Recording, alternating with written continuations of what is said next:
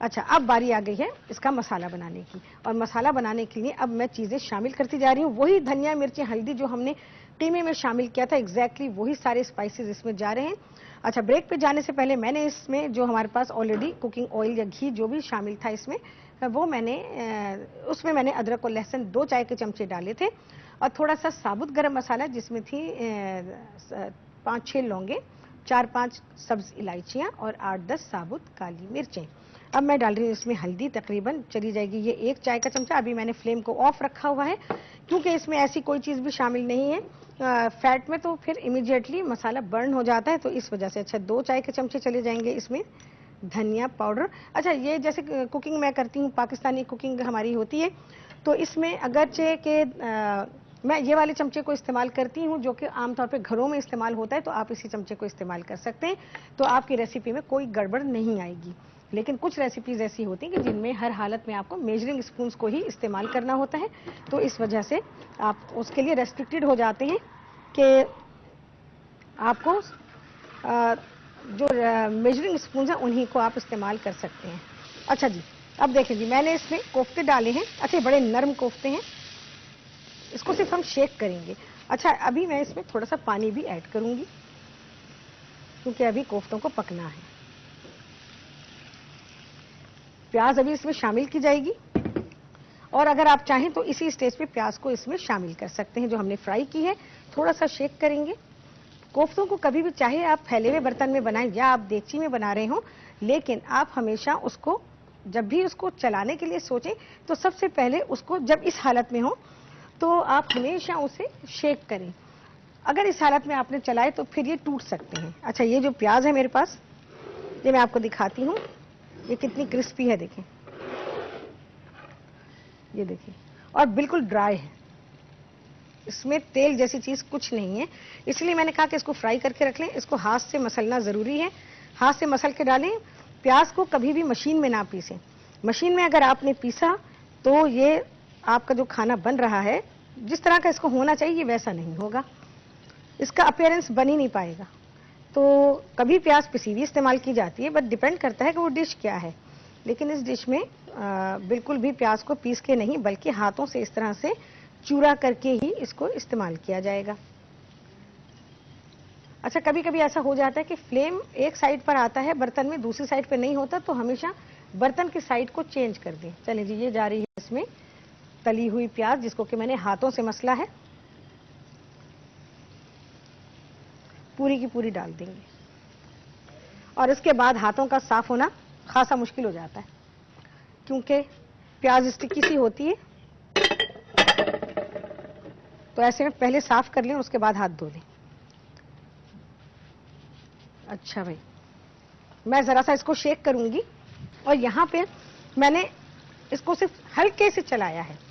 यकीन जाने इतने नरम कोफ्ते कि मुझे डर लग रहा है इनको चलाते हुए, तो बहुत ख्याल रखना है चलाने के दौरान में कि कोफ्ते टूट ना जाएं या कभी कभी क्रैक भी हो जाते हैं। अच्छा, यहाँ पे मैं डाल रही हूँ इसमें जायफल, जावित्री और इलायची का पाउडर है 1 चाय का चमचा, ये डाल दीजिए। और 1 ही चाय का चमचा मैं इसमें डालूंगी पिसा हुआ गरम मसाला। सारे वही स्पाइसेस हैं जो कि कोफ्ते में डाले गए हैं। ये आ गया पिसा हुआ गरम मसाला। अच्छा, दही भी है इसमें, तो दही डालना है मुझे, अच्छा सा मैं मिक्स कर लूं। अच्छा, दही में कोशिश कीजिएगा कि उसका पानी निकाल दें, तो उससे यह है कि ये जरा और अच्छा क्रीमी सा हो जाएगा। और मैं दही शामिल करूंगी। अच्छा, इस किस्म के बर्तन में पकाने से बड़ा फायदा रहता है कोफ्ते पकाने में खास तौर से, तो उससे ये होता है कि ये इनको चलाना भी आसान होता है। और मैं पहले ऑफ करूंगी इसे और उसके बाद इसे मिक्स करूंगी क्योंकि खासा तेज जल रहा है। अच्छा, सारा का सारा दही, ये तकरीबन 1 प्याली दही है, ये डाल दें आप इसमें। अच्छा, ख्याल रखिएगा दही मीठा वाला ना हो। आमतौर पे जो दही अब मिल जाता है, फ्रोजन मिल जाता है, तो वो दही में, उस दही में मिठास होती है, तो मीठा दही इस्तेमाल ना करें। दही जो रेगुलर दही होता है, जिस तरह से कुदरती तौर पर दही होता है, उस दही को ही इस्तेमाल किया जाए। सारा मिक्स कर लूं और उसके बाद फिर इसको थोड़ा सा पकाना है। चलिए जी, अब इसको सेंटर में मैं ले आती हूँ कि ये अच्छी तरह से पक जाए।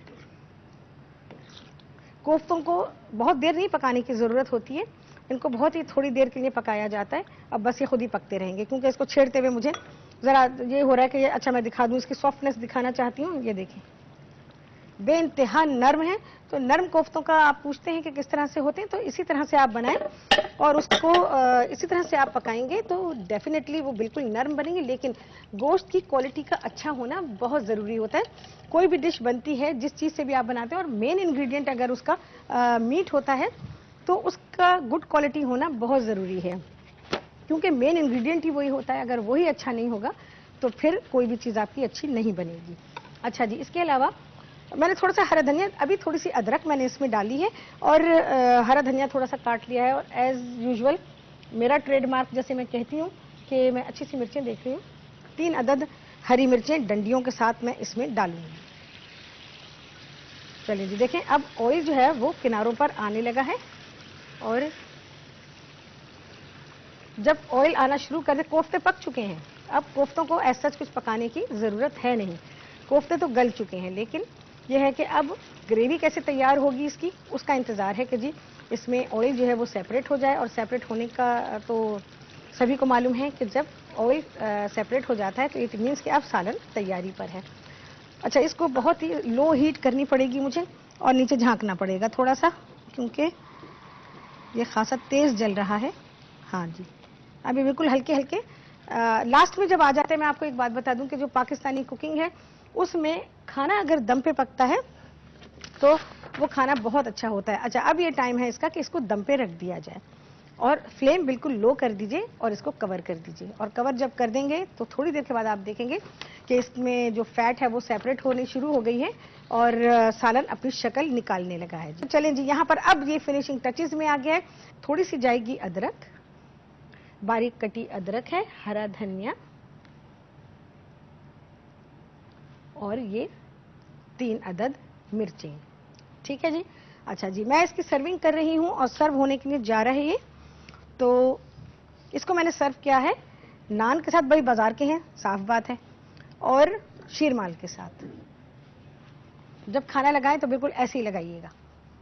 उसके बाद सब आए, टेबल पे भी इवन रखना चाहें तो आप बिल्कुल इसी तरह से रख सकते हैं, और फिर सब आए अपने लिए खाना निकाल लें। ठीक है, तो चलिए जी, बहुत ही अच्छी सी रेसिपी बनी है, और इस रेसिपी की शक्ल पहले देखेंगे और उसके बाद रेसिपी का।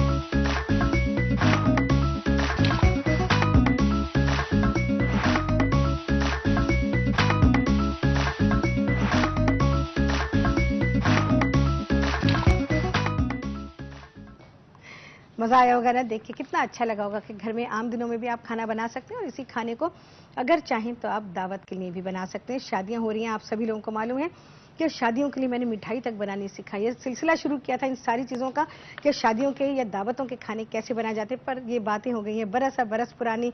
तो राहत के लिए बस मैं एज अ रिमाइंडर याद दिला देती हूँ, लेकिन ये है कि रिवायत डाली इन सारी चीज़ों की। तो चलें जी, अभी फिलहाल बहुत ही प्यारी रेसिपी आप सभी लोगों की लगी है हाथ, तो इस बहुत ही प्यारी सी रेसिपी को बनाने के लिए आप सभी लोगों को देखना होगा इसका रेसिपी कार्ड। चलें जी, मिला जुला हफ्ता चल रहा है राहत कुकिंग में, और इसमें आप सारे लोगों ने अपनी फरमाइश पर और राहत की पसंद पे सीखे हैं दिल्ली दरबार कुफ्ते। दिल्ली दरबार कुफ्ते बनाने के लिए आपको चाहिए होंगे कोफ्ते बनाने के अज्जा। सबसे पहले लिखेंगे, कीमा आपको चाहिए होगा 500 ग्राम, प्याज है 1 अदद ब्राउन कर लें, प्याज है 1 अदद कच्ची, अदरक है 2 चाय के चमचे के बराबर, लाल मिर्च पिसी हुई है 1 चाय के चमचे के बराबर, धनिया पिसा हुआ है 2 चाय के चमचे, हल्दी पिसी हुई आधा चाय का चमचा, नमक है इसमें हस्बे जायका, गरम मसाला पिसा हुआ 1 चाय का चमचा, हरा धनिया 1/4 प्याली, हरी मिर्चें 3 से 4 अदद, भुना बेसन चाहिए होगा आपको आधी प्याली, और दही 2 से 3 खाने के चमचे।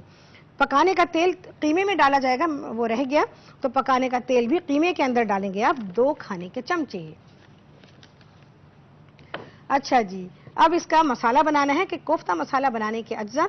इसके लिए आपको घी या तेल चाहिए होगा 3/4 प्याली, प्याज आपको चाहिए होंगे मसाला बनाने के लिए 3 अदद जिसे कि मैंने ब्राउन किया था, हल्दी आपको चाहिए होगी 1 चाय का चमचा, धनिया पिसा हुआ 2 चाय के चमचे, लाल मिर्च पिसी हुई 1.5 चाय का चमचा, साबुत काली मिर्चें हैं 8 से 10 अदद, लौंगे हैं 6 से 8 अदद, सब्ज इलायची 4 से 5 अदद, जायफल जावित्री और इलायची पिसी हुई 1 चाय का चमचा, हरी मिर्ची हैं 3 अदद, हरा धनिया और अदरक है इसमें हस्बे जरूरत।